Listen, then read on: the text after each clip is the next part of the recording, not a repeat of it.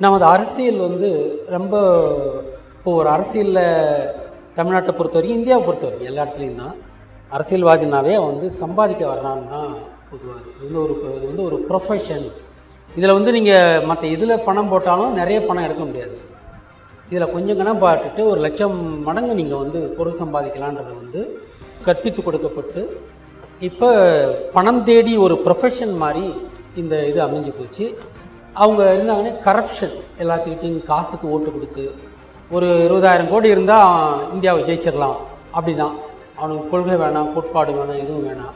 இது எல்லாம் என்னென்னா, இந்த பிராமணியம் இந்திய மக்கள் நல்லா வாழ்ந்துடக்கூடாது, இதுதான் அவங்களுடைய அடிப்படையான ஒரு இது. அந்தளவுக்கு வன்மம் கொண்டவங்க. நான் மட்டும் இல்லை, யூத இனம் உலகமே நல்லா வாழ்ந்துடக்கூடாதுன்னு நினைக்கிறேன். அவங்க தொடர்ந்து இன்னைக்கு கொரோனா கொண்டு நம்மளை எல்லாம் அலைக்கழிச்சவங்களும் அந்த யூத இனங்கள் தான். கொரோனா தானாக வந்த நோய் இல்லை, திட்டமிட்டு உருவாக்கப்பட்டு பரப்பப்பட்ட நோய். அதை நம்ம ஆரம்பத்திலேருந்தே நாங்கள் கட்டுடைச்சி சொல்லிக்கிட்டு இருந்தோம். அவங்க அந்த அளவுக்கு ஒரு பெரிய ஒரு மனநோய் சமூகம் தான் இந்த உலகத்தையே ஆண்டுக்கிட்டு இருக்கு. முதல்ல அதை தெரிஞ்சுக்கணும். அவங்களுடைய முதன்மையான எதிரி யாருன்னா தமிழன் தான். அவங்க எப்படி பார்க்குறாங்கன்னா, உலகத்தில் 2 இனம் தான் இருக்குது. ஒன்று யூத இனம், இன்னொன்று தமிழ் இனம். தமிழ்லேருந்து தான் அனைத்து மொழிகளும் வந்ததுன்றதால மரபினம்னு ஒன்று இருக்குது, மொழி இனம்னு இருக்குது. வச்சிங்களா, மொழிகள் நிறையா இருக்கலாம், ஆனால் மரபு ஒன்று தான். மரபினம்னு அவன் எப்படி பார்க்குறான்னா, உலகத்தை பூராவே தமிழ்னா தான் பார்க்குறான். அப்புறம் அவன் யூதா மட்டும்தான். அவங்க ஜும்மா தூண்டு பாப்புலேஷன் தான். உலகம் பூரா எவ்வளோ கணக்கு போட்டாலும் 5% மேலே அவங்க கிடையாது. ஆனால் அவங்க தான் இந்த உலகத்தை ஆண்டுக்கிட்டு இருக்கிறாங்க. ஒரு மறைமுகமாக ரகசிய சக்திகளாக இருந்துக்கிட்டு ஆண்டுக்கிட்டு இருக்காங்க. இங்கே நமக்கு அவங்க ஜெயிச்சுக்கிட்டே இருக்கணும், அவங்க வளமாக வாழணும், நாம் என்றைக்குமே பிச்சைக்காரனாக இருக்கணும். இதுதாங்க அவங்களுடைய இது. அவங்களுக்கு போய் மனநோயாளிகள் தான் அவங்களுக்கு பேர். அது உங்களுக்கு விழிங்களை தொடர்ந்து பார்க்குறவங்களுக்கு தெரியும். நம்ம கற்பனைக்கு எட்டாத மனநோயாளிகள். அப்போ இவங்களை எதிர்த்து நாம் கலங்காணுன்றதுக்கு தான் 2020 5ஆம் தமிழ் சங்கம் நம்ம தொடங்கணும். 2020 மார்ச் மாதம் சமயத்தில் தொடங்கினோம். திருப்பரங்குன்றத்தில் முதல் கூட்டம் போட்டோம். 5ஆம் தமிழ் சங்கம் இன்னும் ஆரம்பிக்கிறதுக்கான முதல் கலந்தாய்வு போட்டிருந்தோம். 65 பேர் நம்ம கூப்பிட்டுருந்தோம், 60 பேர் வந்திருந்தாங்க. 2019 டிசம்பர் திருப்பரங்குன்றம் அந்த ஒரு மலை மேலே முருகன் கோயிலில் தான் முதல்ல இந்த கலந்தாய்வு போட்டோம். அப்புறம் 2020 அந்த வருஷம்தான் நவம்பர்லேருந்து கொரோனா பரவ ஆரம்பிச்சுது. ராவண இந்தன் பேரால் பரப்புனாங்க. அதையும் நம்ம கண்டு சொன்னோம். கொரோனான்றது தானாக வந்த ஒரு நோய் கிடையாது, திட்டமிட்டு மனித குலத்தை அழிக்கணும் அப்படின்னு சொல்லிட்டு இருந்தாங்க. அதாவது என்னென்னா, இப்போ மனித குலம் ஒரு 700-800 கோடிக்கிட்ட இருக்குங்க. அது 50 கோடியாக குறைக்கிறது தான் அவங்க திட்டம். ஜார்ஜியான்ற இடத்துல கல் தூண்கள் நட்டிருந்தாங்க.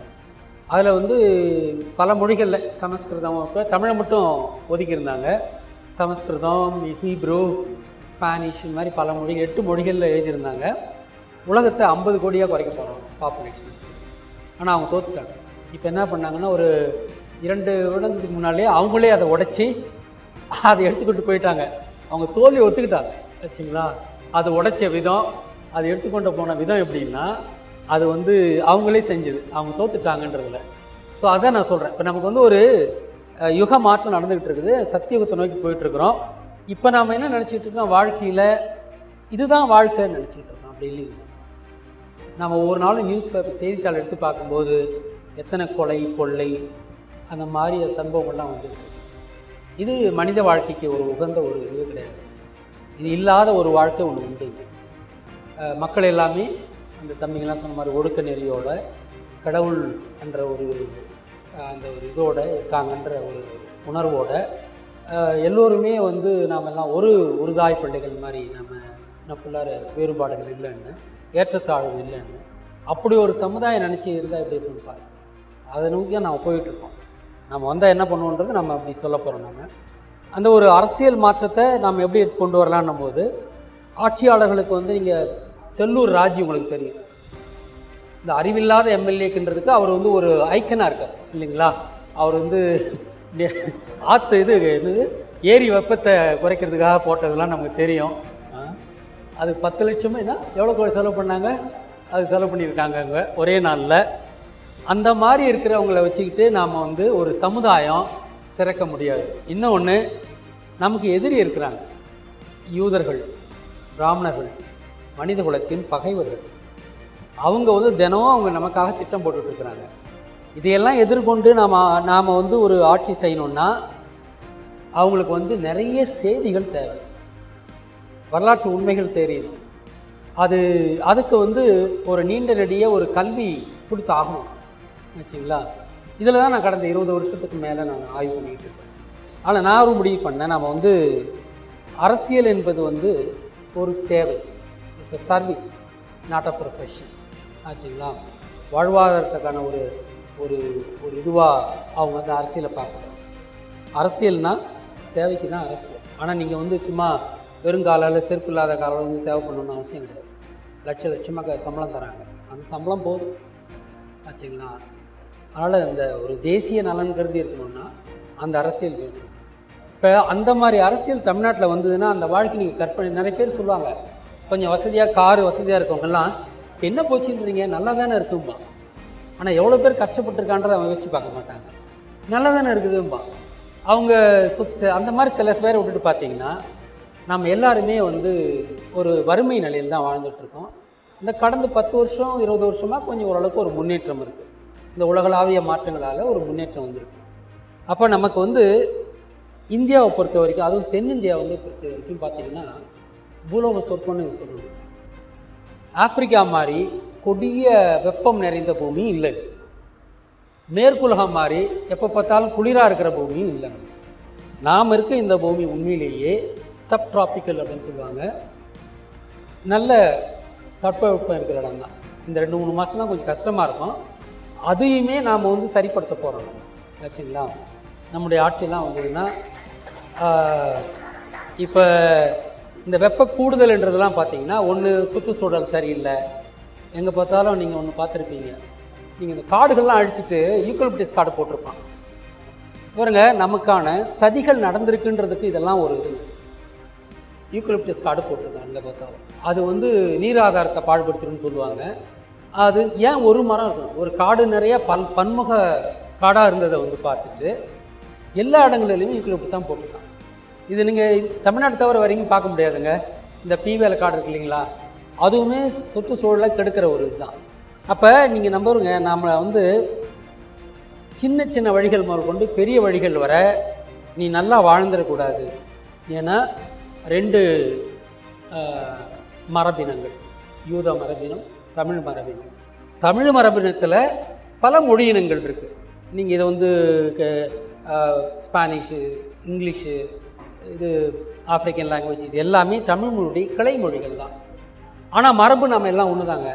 கொஞ்சம் சில பேர் கருப்பாக இருப்போம், சில கொஞ்சம் நல்லா இருப்போன்றதுலாம் மரபு ரீதியாக நமக்கு ஜெனட்டிக் இது பார்த்திங்கன்னா ஒன்றா இருக்கும். அது யூதனுக்கு தெரிஞ்சிருக்கு. அதனால தான் அவன் எப்படி பார்க்குறான்னா உலகத்தையே 2ஆக பார்க்குறான். நாம் வாழக்கூடாது, அவன் வாழணும் அப்படின்றது தான் இந்த பொறியமைப்புகளெல்லாம் உருவாக்கி வச்சுருக்கான். அவங்க தி ரூல் பை சீட்டிங், அதாவது ஏமாற்றம்.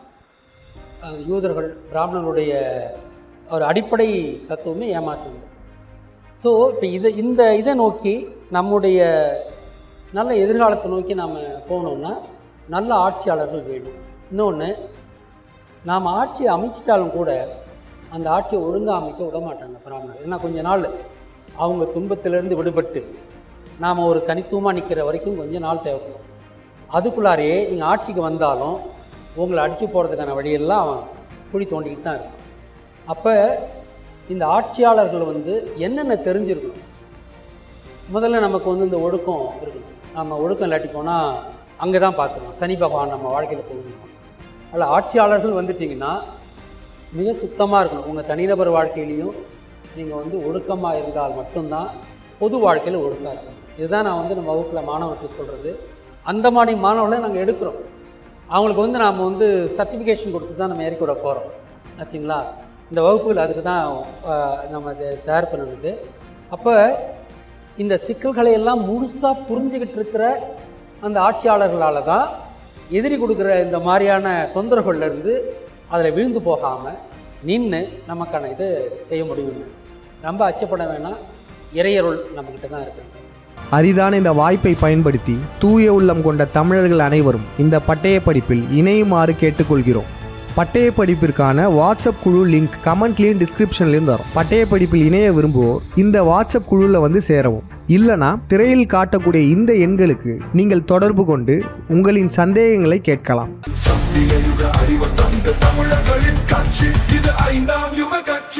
ஐந்தாம் தமிழர் சங்கம் மக்கள் நீங்கள் தரக்கூடிய நிதி உதவியால் தான் இயங்கிட்டு இருக்கு. உங்களால் முடிந்த அளவு நிதியுதவி தர விரும்புவோர் திரையில் காட்டப்பட்ட இந்த ஜிபே எண்ணுக்கு அல்லது இந்த அக்கௌண்ட் நம்பருக்கு நிதி உதவி அளிக்கலாம். நன்றி, வணக்கம்.